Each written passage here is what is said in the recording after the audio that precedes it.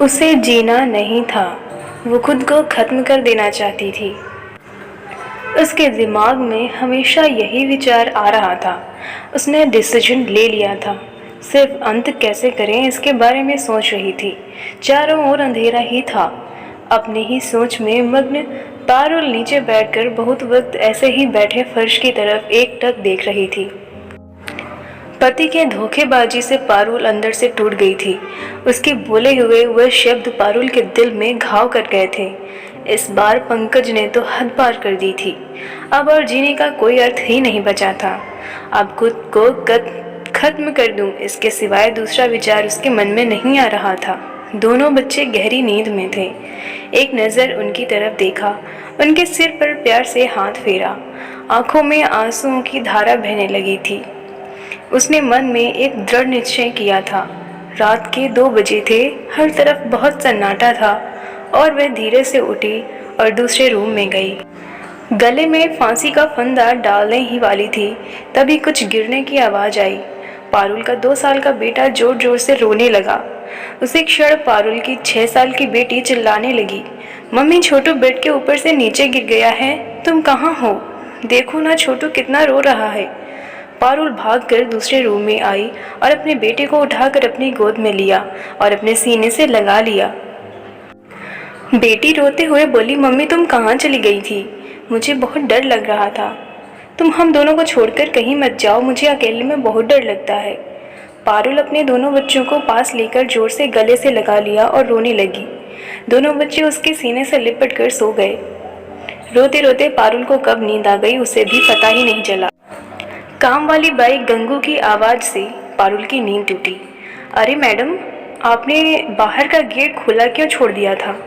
अरे मैडम क्या हुआ, अभी तक आप सोई हुई हो? तबीयत तो ठीक है ना? वो खुद को संभालते हुए बोली, हाँ थोड़ी तबीयत ठीक नहीं है। घड़ी में वक्त देखती है तो 8:30 बजे थे। आज तुम्हें आने में इतनी देर क्यों हो गई?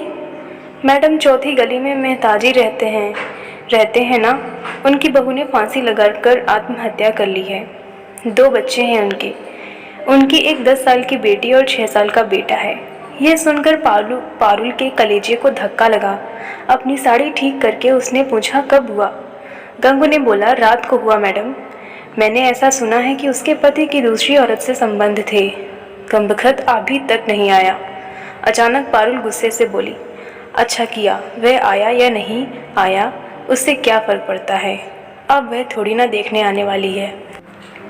ये सुनकर गंगू पारुल के कान के पास आई और धीरे से बोली, मैडम मैं अनपढ़ गंवार हूँ और घर में जाकर झाड़ू पोछा करके मेरा पेट भरती हूँ और आप पढ़े लिखे हुए लोग हैं।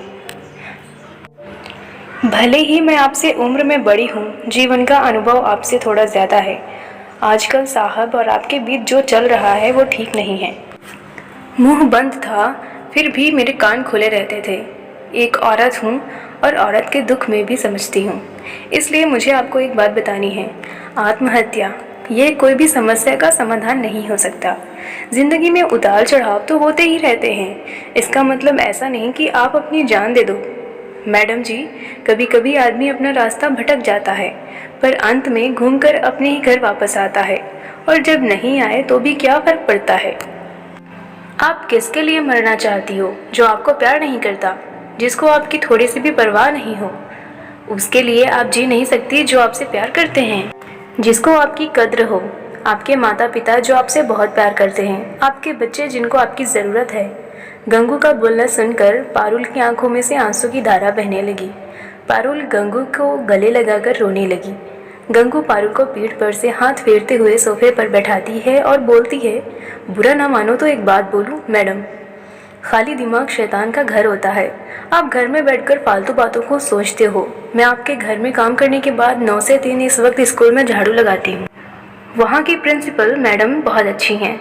आप तो पढ़े हुए हो, अगर आप बोलती हो तो मैं आपके लिए टीचर का काम करने का पूछूं क्या? आपका वक्त भी निकल जाएगा और मन भी लग जाएगा।